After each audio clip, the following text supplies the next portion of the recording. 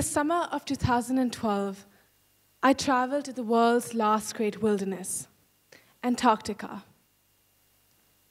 After traveling through the rough seas of the Drake's Passage, with winds blowing at 60 knots, I finally arrived in the majestic continent. On about the 7th day of my expedition, I was standing out on the bow of my icebreaker ship, when all of a sudden, in the distance, I saw an entire pod of humpback whales. They came closer to my boat and began to breach and head slap and have a lot of fun in the water. I watched them, captivated, for half an hour. I had fallen in love with the whales of Antarctica.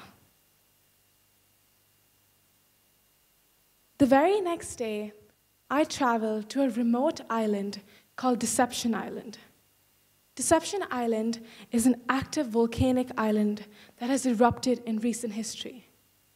It is also a place with a history of whaling. In the early 1900s, when whaling was at its peak, there was a team of about 150 people producing over 140,000 barrels of whale oil. And then the Great Depression struck. Whale oil prices plummeted. It was no longer economically viable to continue producing oil.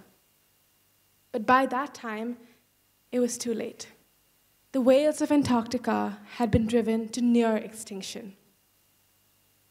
That day, as I sat inside one of these old boilers, I thought to myself, the number of whales that might have been killed and stored inside this. I realized right then that I never wanted to live in a world where we don't have majestic species like whales, where we put species like whales under threat. In that moment, I knew I wanted to be a storyteller. I wanted to communicate an experience like this to the world around me, to take the impact it had on me and to multiply that with the hope of creating social change. And it's been this idea that has fueled my passion for exploration, social entrepreneurship, and environmental storytelling now.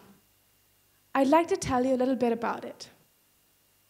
Over the last couple of years, I've traveled to all 7 continents on expeditions and adventures.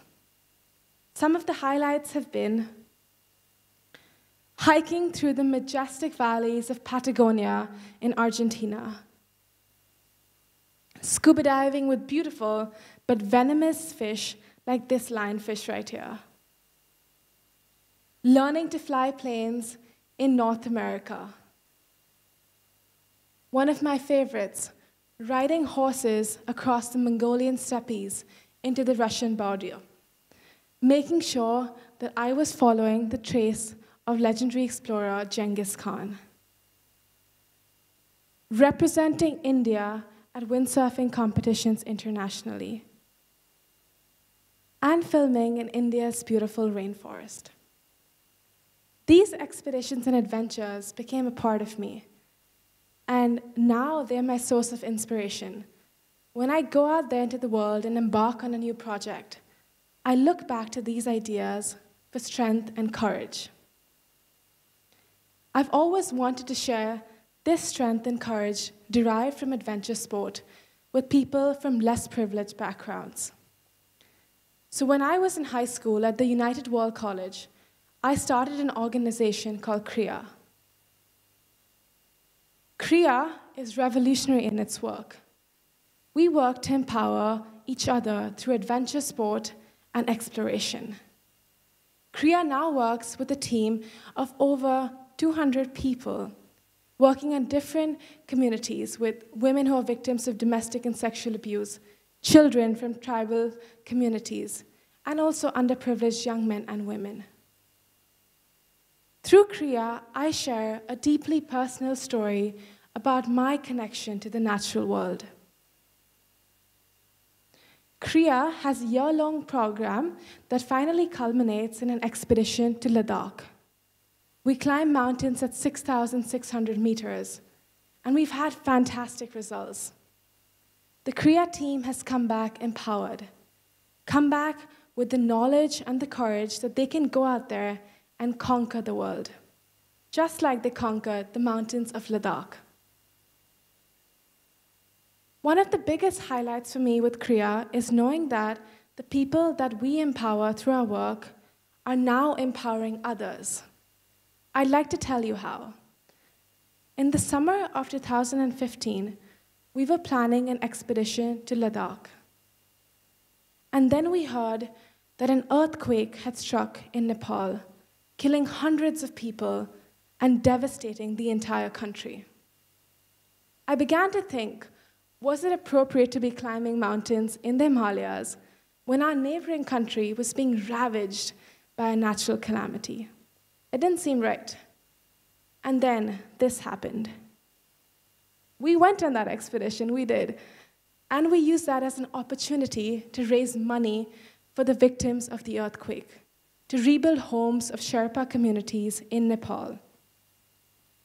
And to me, that was definitely a high point of my career as a social entrepreneur, knowing that I had empowered a group of people to go out there and create impact in the world. Kriya is my way of democratizing adventure sport and democratizing change-making effectively. I've now moved on to other things. Kriya is being run by an incredible team of students and faculty at the United World College. I now tell stories about the natural world through a different medium, wildlife filmmaking. I'm an emerging wildlife presenter and explorer, and I get to go to incredible places like Ranthambore to film tigers every once in a while. Over the last couple of years, through my expeditions and shoots and adventures, I have seen the impact humans have had on the environment.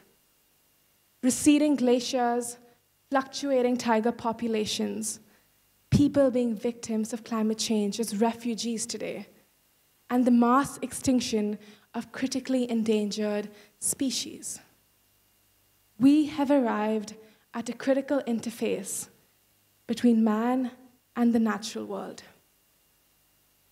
And it's never been more important to tell stories with courage about the natural world, and to inspire people to fall in love with it. One of the things that I've learned from the famous Senegalese conservationist is people will protect what they love what they understand, and understand what they know and see. As a filmmaker, I feel like I have been given an incredible privilege to get people to fall in love with wildlife through both compelling imagery and strong storytelling. I aim to tell stories about the natural world that get young people in India and across the world to fall in love with it and to work together in a united way to find solutions to protect it. In the years to come, I will tell stories of critically endangered species. I will tell stories of young men and women working at the front lines of conflict. And I will tell stories of hope. Stories that inspire us to rewire our understanding of the natural world. But I've realized that this isn't just the job of a wildlife filmmaker or a conservationist or a wildlife biologist. This is the role of every single young person today. We need to protect the environment together. We need to tell stories about the environment. And this can be done in a multitude of ways. As a lawyer, you can fight powerful multinationals infringing on inviolate forests. As an engineer, you can create sustainable solutions that reduce our burden on our little blue planet.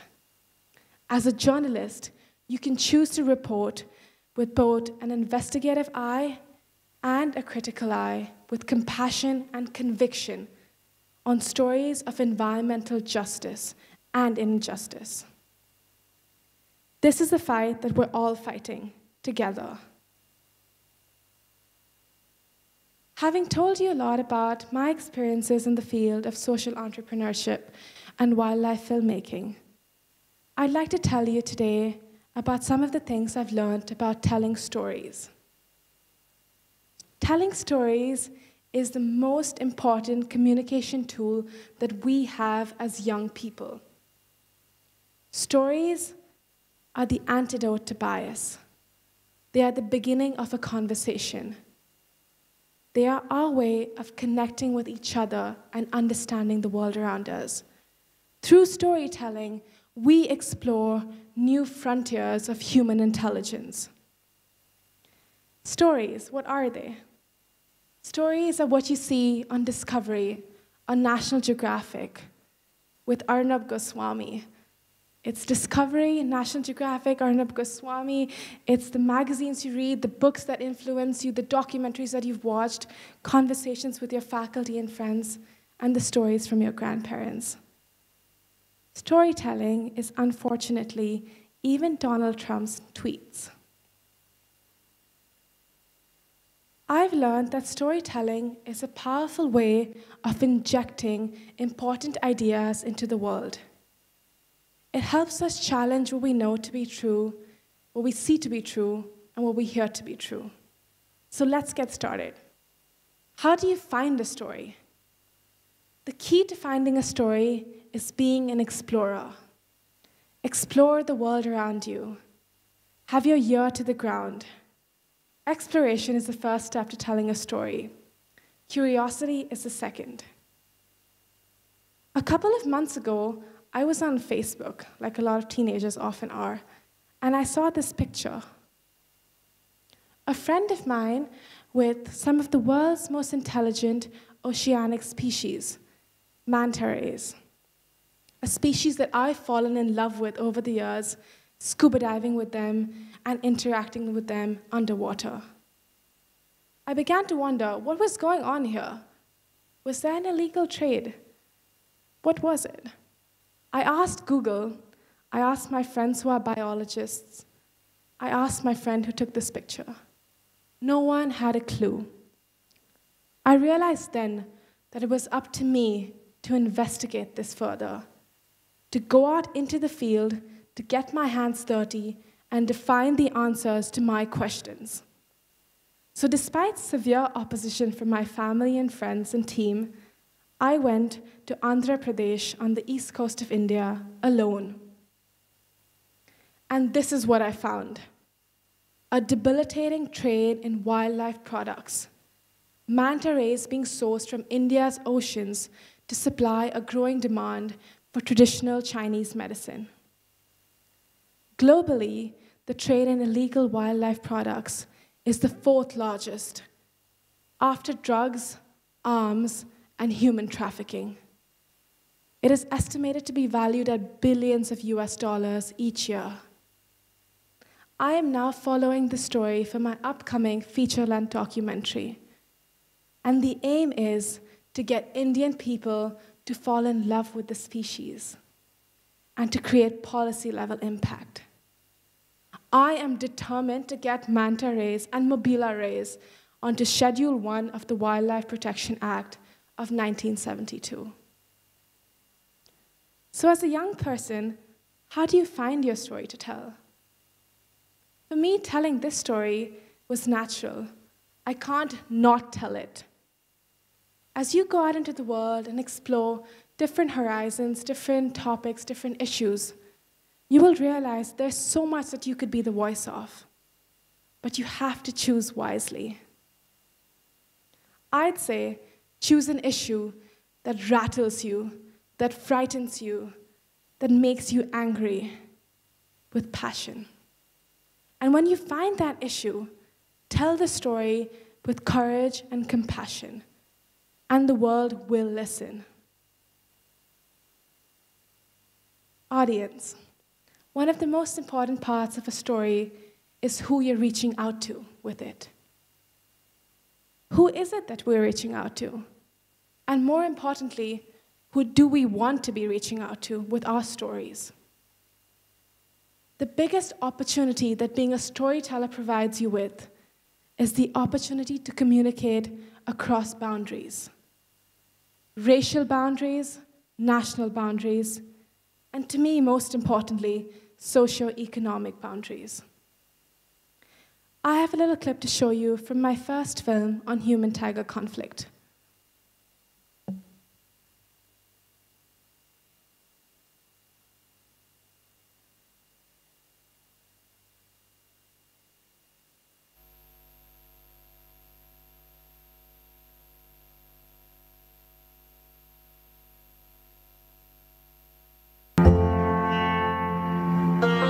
There's something about tigers.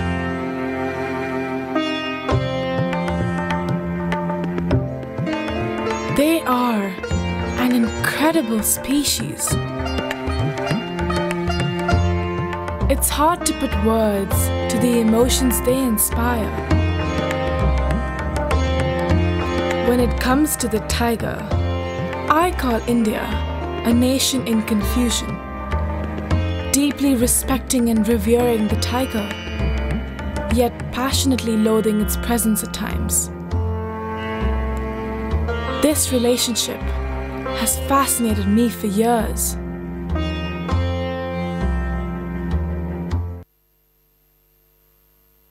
TEDxBITSGoa is a documentary that follows the deep connection between man and tiger in central India. As a presenter-based film, I track the three roles the tiger plays: provider, destroyer, and deity. This film is now being screened to international audiences in cities like New York, California, New Zealand, Toronto, and Malaysia. And for me as a teenager, this feels amazing. It feels great to know that there are people from all across the world appreciating a little story that I made in India. But that's not enough. That's definitely not enough. I now want to take the story to the very people I made it with, people living in direct conflict and coexistence with tigers. The idea of doing this in the months to come is to expand the scope of my understanding about this complex issue. I will listen, learn, and then communicate, vital to my process as a filmmaker. But the reason I want to screen this film to people living in conflict and coexistence with tigers is not just for this process and the sake of learning. It's also because I believe that the next generation of conservation ambassadors will emerge from places where people live in direct proximity to tigers and other biodiversity. They need to hear these stories, and soon they need to be empowered to tell their own stories of the connection to the natural world. So when I was filming in central India for this tiger documentary, I interviewed a young girl of 14, a few years younger than me. And right before she was on camera, she looked at me with teary eyes and said, "Didi, ab tiger ko marte kyun nahi? Why don't you kill the tiger?" And in that moment, I had an epiphany. Here I was, an 18-year-old, telling a story about a very complex issue. But she had completely shocked me with her words. I hadn't expected that. So I decided to ask her to tell that exact story to the camera. And this is what we got.